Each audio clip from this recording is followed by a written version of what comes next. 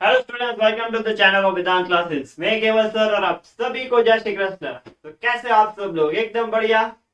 तो आज हम आपके लिए लेके आए हैं क्लास 10 साइंस का जो चैप्टर नंबर 15 है एनवायरमेंट, उसका लेक्चर नंबर 2। हमने फर्स्ट लेक्चर खत्म किया था जिसमें एनवायरमेंट, इकोसिस्टम, इकोलॉजी और टाइप्स ऑफ इकोसिस्टम, ये सारी बेसिक डिटेल्स हमने प्रीवियस लेक्चर में देखी थी। अगर नहीं देखा वो वीडियो तो जाके देख लो, अभी lecture number 1।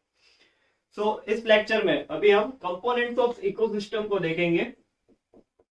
We will see the components of ecosystem। तो काफी इंपॉर्टेंट टॉपिक है इस चैप्टर का। कंपोनेंट्स ऑफ इकोसिस्टम पढ़ना बहुत ही जरूरी है ताकि आप एनवायरनमेंट है उसका जो डिटेल्स है उसको क्लासिफाई कर सको अच्छे से। तो components of ecosystem, so basically क्या होता है कि कंपोनेंट्स है वो दो पार्ट्स में हम ऐसे क्लासिफाई कर सकते हैं, abiotic components and biotic components. तो ये तो बेसिक सी चीज है, abiotic components and biotic components, ये तो बहुत ही आसान है। तो एबायोटिक कंपोनेंट्स कौन से होते हैं वो हम लिस्ट आउट करते हैं सबसे पहले। तो फर्स्ट इज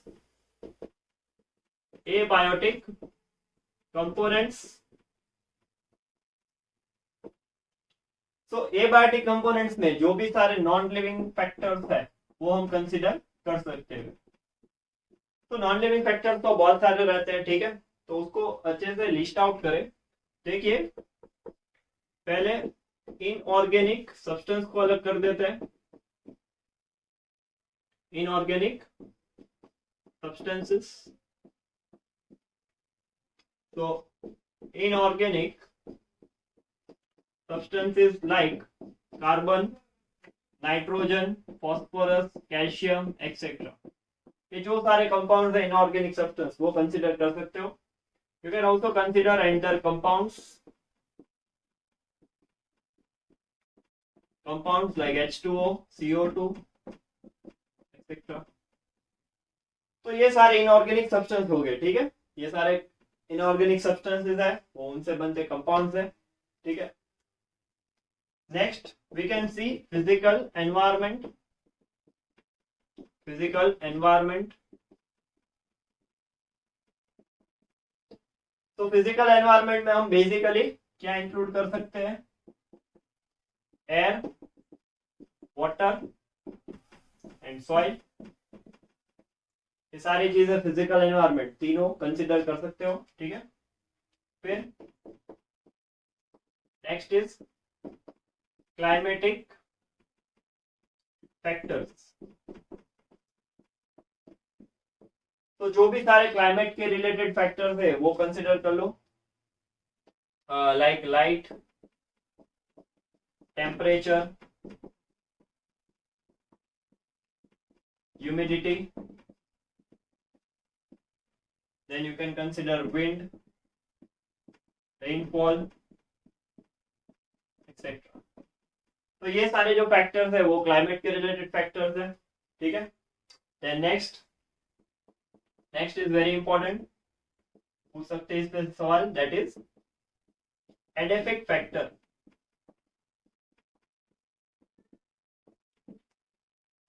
अच्छा, तो एडेफिक फैक्टर होता क्या है?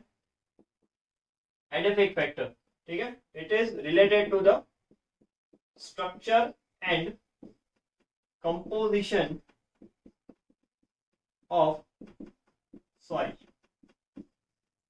सॉइल के रिलेटेड जो भी सारे फैक्टर्स रहेंगे उसके हम बोलेंगे edaphic factor.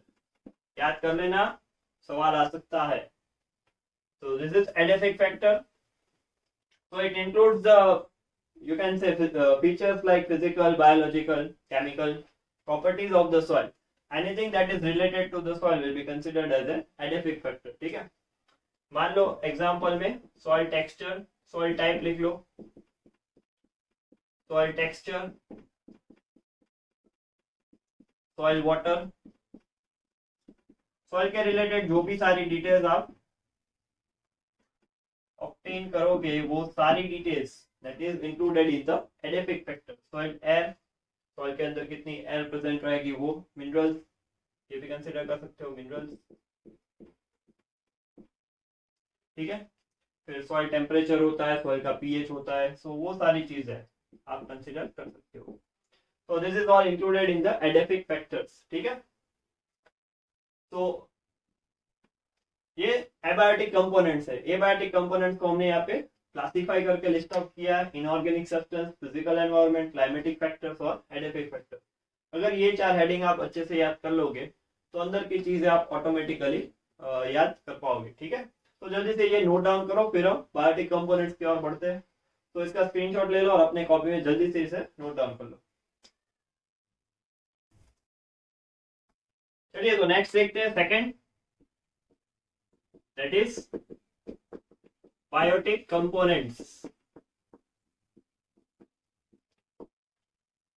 Okay, so biotic components यानी लिविंग कंपोनेंट्स, ठीक है। एबायोटिक यानी नॉन लिविंग, जैसे हमें अभी लिस्ट आउट किया है। तो बायोटिक कंपोनेंट्स में फर्स्ट दैट इज प्रोड्यूसर्स, ठीक है। First is producers. तो प्रोड्यूसर किसे बोलते हैं हम? They prepare their own food with the help of simple inorganic substances like CO2 and H2O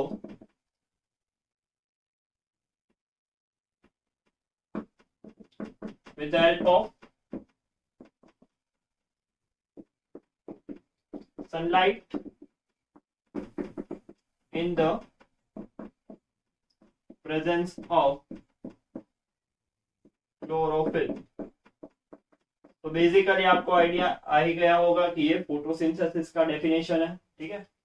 तो producers are actually the autotrophs, ठीक है, जो खुद का फूड खुद ही बना लेते हैं। तो they prepare their own food with the help of simple organic substances like CO2 and H2O with the help of sunlight in the presence of chlorophyll. So actually it is the photosynthesis are known as producers.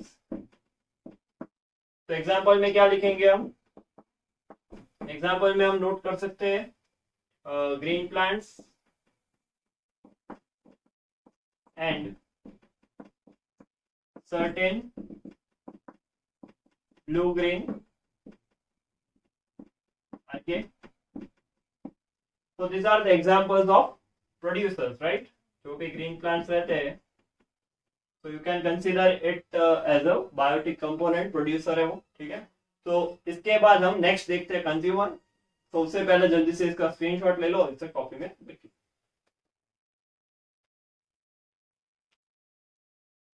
चलिए तो next देखते हैं consumer. तो producer के बाद आता है consumer. तो कंज्यूमर किसे बोलते हैं? तो organism which consumes food prepared by the producers are known as consumers। जो फूड प्रोड्यूसर ने बनाया उसे अगर कोई खाता है तो वो हम बोलते हैं, उसे हम बोलते हैं कंज्यूमर्स, ठीक है। तो नेक्स्ट, कंज्यूमर्स डायरेक्टली और indirectly depends on food prepared by the producer, ठीक है। डायरेक्टली या इनडायरेक्टली वो एट द एंड किस चीज पे डिपेंड करता है? प्रोड्यूसर के ऊपर। मान लो कि ए है, ये प्रोड्यूसर है, और उसे अगर बी और उसे सी खा रहा है, ठीक है। तो ए को बी ने खाया, बी को सी ने खाया, तो सी के पास जो एनर्जी आ रही है वो कहां से आ रही है? Basically it is transferred from the producer, क्योंकि अगर बी है वो ए को खा रहा है, इसका मतलब एनर्जी है वो ए की एनर्जी बी के पास ट्रांसफर हुई और बी की एनर्जी फिर सी के पास ट्रांसफर होगी। ये सारी बातें हम जैसे चैप्टर आगे बढ़ेगा तब करेंगे, ठीक है। बट अभी एक ऐसा बेसिक आइडिया समझ लो। तो you can say B and C both are consumers, right, both are consumers. तो बी है उसको डायरेक्टली एनर्जी मिल रही है और सी है उसको इनडायरेक्टली एनर्जी मिल रही है, ठीक है। तो ये बात क्लियर रखो। तो दैट इज द रीजन हमने यहाँ पे वो पॉइंट लिखा है। कंज्यूमर्स डायरेक्टली और indirectly depend on food prepared by the producer, ठीक है। कंज्यूमर्स के अंदर सब टाइप्स लिखते हैं। तो सबसे पहला सब टाइप दैट इज हर्बीवरस, ठीक है। प्राइमरी क्लास से हम ये सारी चीजें पढ़ते हैं। हर्बीवरस किसे बोलते हैं? ईट ओनली प्लांट्स, उसे हम बोलते हैं हर्बीवरस। एग्जाम्पल इतना जरूरी है, काउ, गोट, sheep, deer, grasshopper, एक्सेट्रा, ठीक है। बहुत सारे एग्जांपल्स लिख सकते हो उसके अंदर, ये सारे हर्बीवरस है। Next is carnivorous. तो कार्निवरस हम किसे बोलेंगे? ईट ओनली मीट या फिर फ्लैश। एग्जाम्पल लिख लो इसमें, लायन, टाइगर, बर्ड में लिख लो hawk, eagle, vulture, snake, etcetera, ठीक है। ये सारे हैं कार्निवरस से जो सिर्फ मीट या फ्लैश खाते हैं। Third type is omnivorous, eat both meat and plant, flash और प्लांट, मीट या प्लांट दोनों खाते हो, इसे हम बोलते हैं omnivorous। तो एग्जांपल लिख लो omnivorous का, दैट इज मैन, फिर डॉग, कैट, एक्सेट्रा, ठीक है। तो ये सारे omnivorous के बहुत सारे एग्जांपल बन सकते हैं, ठीक है। बहुत ही आसान है ये, प्राइमरी क्लास से ये सारी बातें हम पढ़ते हैं। तो कंज्यूमर में हमने ये लिखा कि जो प्रोड्यूसर के ऊपर डिपेंड करता है खुद के न्यूट्रिशन, खुद के फूड के लिए, उसे हम बोलते हैं कंज्यूमर। कंज्यूमर के यहाँ पे हमने हर्बीवरस, कार्निवरस और ओमनीवरस उसके टाइप लिखे, this are the types of consumers. अभी एक टाइप्स ऑफ कंज्यूमर और है, primary consumer, secondary consumer, tertiary consumer और क्वाटरनरी कंज्यूमर। उसे हम कैसे क्लासिफाई करते हैं वो अभी हम लिखेंगे, बट उससे पहले इसका स्क्रीनशॉट ले लो और इसे अपने कॉपी में नोट कर लो। चलिए, तो कंज्यूमर के टॉपिक के अंदर अभी हम टाइप्स ऑफ कंज्यूमर लिखते हैं, ठीक है। तो ये काफी इंपॉर्टेंट चीज है, टाइप्स ऑफ कंज्यूमर। तो टाइप्स ऑफ कंज्यूमर में सबसे पहला होता है प्राइमरी कंज्यूमर। तो प्राइमरी कंज्यूमर किसे बोलेंगे हम? That eat only plants. तो प्लांट्स जो खाता है उसे तो हम हर्बीवरस कहते हैं। तो हर्बीवरस का दूसरा नाम क्या होगा? इट इज प्राइमरी कंज्यूमर, ठीक है। इसके एग्जांपल में लिखते हैं अभी, काउ, गोट, डियर, ग्रासहॉपर। तो ये सारे एग्जांपल हमने पहले भी लिखे थे, ठीक है। तो ये है प्राइमरी कंज्यूमर।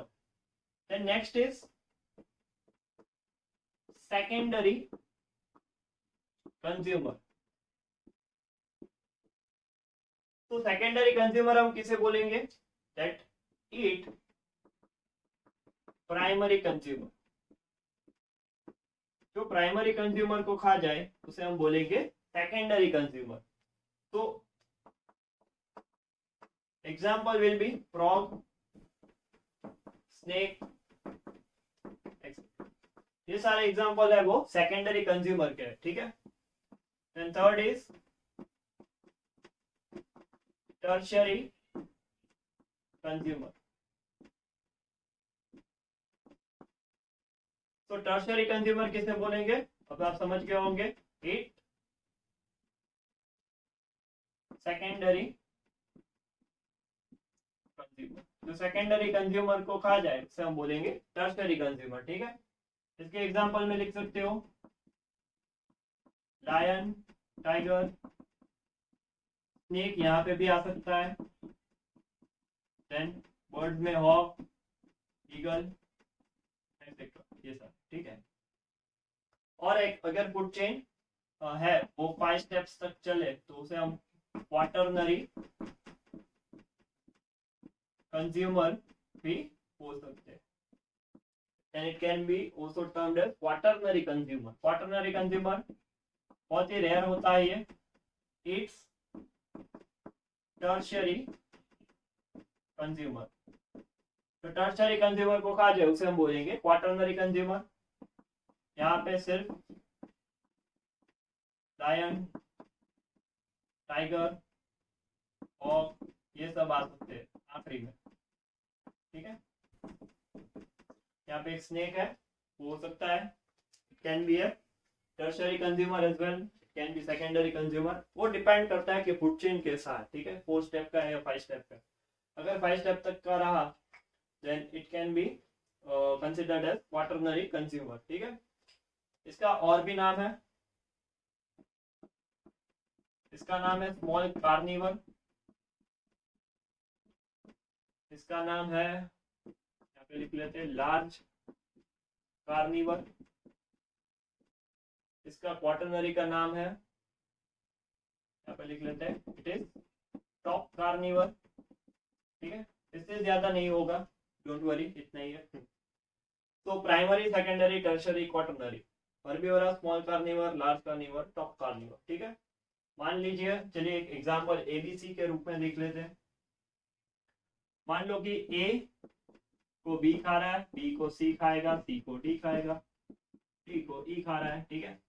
और ए जो है वो प्लांट है, ये है वो प्लांट है जो एक्चुअली सनलाइट में से एनर्जी लेके खुद का फूड बना रहा है, ठीक है, फोटोसिंथेसिस करके। तो actually A is termed as, A को हम क्या बोलेंगे, इट इज प्रोड्यूसर।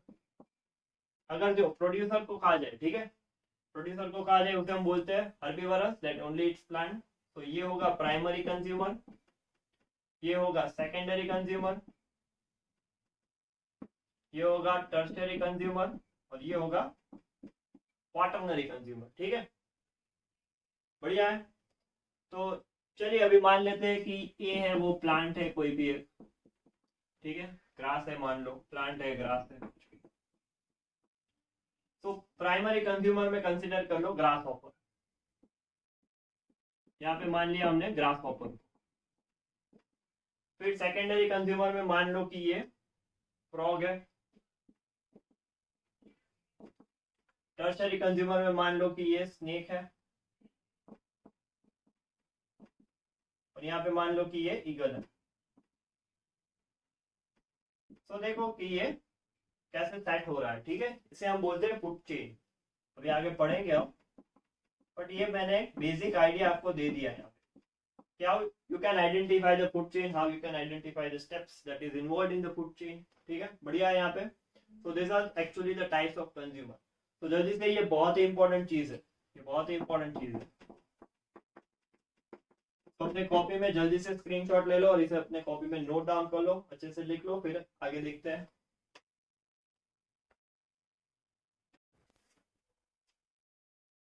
चलिए, तो बायोटिक कंपोनेंट में last one that is decomposer, ठीक है। Let's take the last one, decomposer.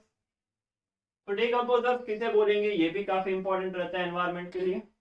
तो decomposers are the micro organisms,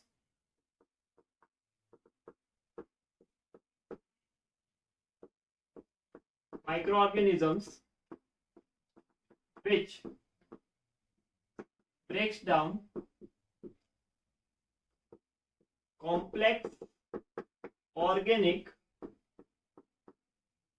compounds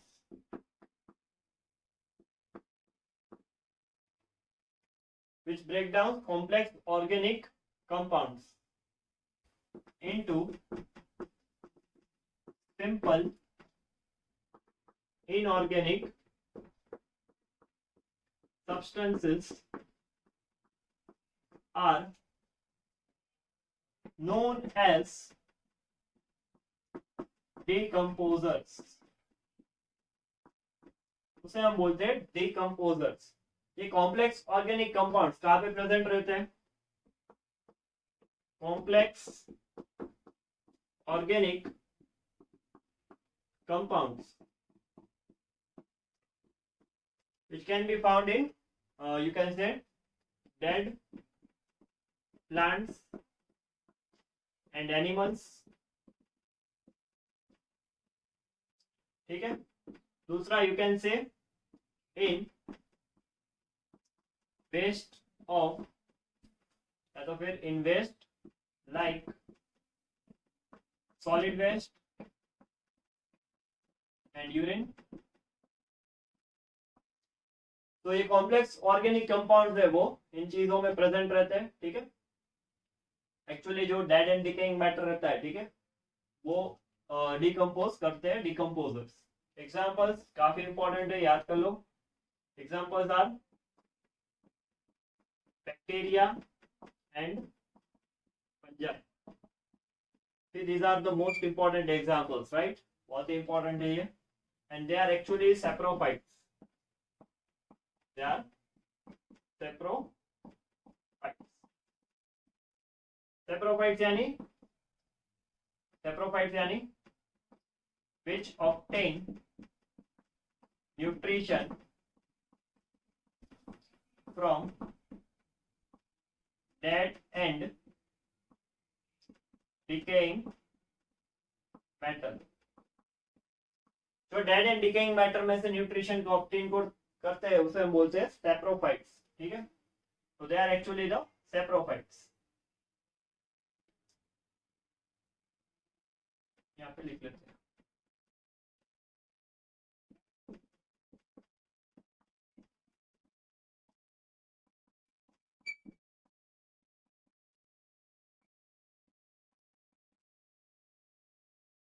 चलिए, क्लियर है इतना. इसे हम बोलते हैं डिकम्पोजर्स. और इसके बाद हम एक काफी इंपॉर्टेंट सवाल है roles of decomposers in environment, उसको देखते हैं. तो उसके पहले जल्दी से इसका स्क्रीनशॉट ले लो और इसे अपने कॉपी में नोट कर लो. चलिए, तो next is roles of decomposers in environment. ठीक है. तो लिखते हैं वो क्वेश्चन, रोल्स या फिर importance of decomposer in environment. चलिए, तो इसके क्या रोल्स है, क्या इंपॉर्टेंस है इसका देखते हैं. First is they acts as cleansing agent of environment. वो एनवायरनमेंट को क्लीन करते हैं, इसलिए उसको बोलते हैं क्लींसिंग एजेंट्स ऑफ एनवायरनमेंट. ठीक है. क्योंकि dead and decaying organic matter जो रहता है उसको वो खा जाते हैं, उसको वो क्लीन करते हैं. ठीक है. So that is the reason they act as the cleansing agent of environment. Second is it releases the nutrients in soil by decomposing dead and decaying matter.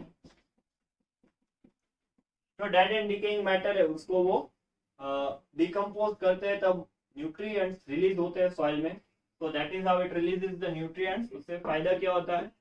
It maintains the fertility of soil. वो soil fertility maintain करते हैं, ठीक है। Fourth point is if there are no decomposers,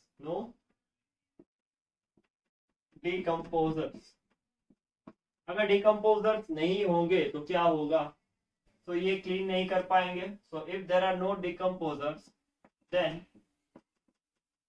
earth would have been a heap of dead organism, ठीक है। सारे dead organism इकट्ठा हो जाएंगे, बढ़ते जाएंगे क्योंकि उसको खाने के लिए डिकम्पोजर्स नहीं है। तो अगर डिकम्पोजर्स नहीं रहेंगे तो earth would have been converted into a heap of dead organism, ठीक है। बढ़िया है। तो 4 पॉइंट्स लिखे अब हमने यहाँ पे। तो जल्दी से इसका स्क्रीनशॉट ले लो, कॉपी में नोट कर लो इसको। ये लिया स्क्रीनशॉट। तो आज का ये लेक्चर यहाँ पे खत्म होता है। तो हमने आज के इस लेक्चर में कंपोनेंट्स ऑफ एनवायरनमेंट के रिलेटेड जो भी सारी डिटेल्स थी उसको क्लियर किया।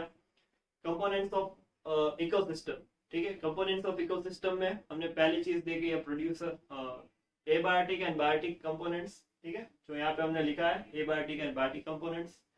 एबायोटिक के अंदर जो भी सारे फैक्टर्स थे वो हमने नोट किए। बायोटिक के अंदर हमने लिखा प्रोड्यूसर लिखा पहले, फिर सेकेंडली कंज्यूमर लिखा, उसके अंदर हर्बिवरस, कार्निवरस और ओमनिवरस लिखा। देन उसके बाद types of consumer which is very important, primary consumer, secondary consumer, tertiary and quaternary consumer. तो वो सारी चीजें हैं वो हमने नोट की। उसके बाद हमने देखा डिकम्पोजर के, डिकम्पोजर होता क्या है, जो डेड एंड डिकेइंग मैटर के ऊपर कॉम्प्लेक्स ऑर्गेनिक से सिंपल इनऑर्गेनिक में कन्वर्ट करे, उसको हम बोलते हैं डिकम्पोजर। उसके एग्जाम्पल आपको खास याद रखने हैं, ठीक है। Bacteria and fungi are the most important examples for the decomposers. और उसके बाद ये काफी इंपॉर्टेंट सवाल जो 2 मार्क्स में पूछते हैं, ठीक है। 2 मार्क्स मोस्ट टाइम क्वेश्चन,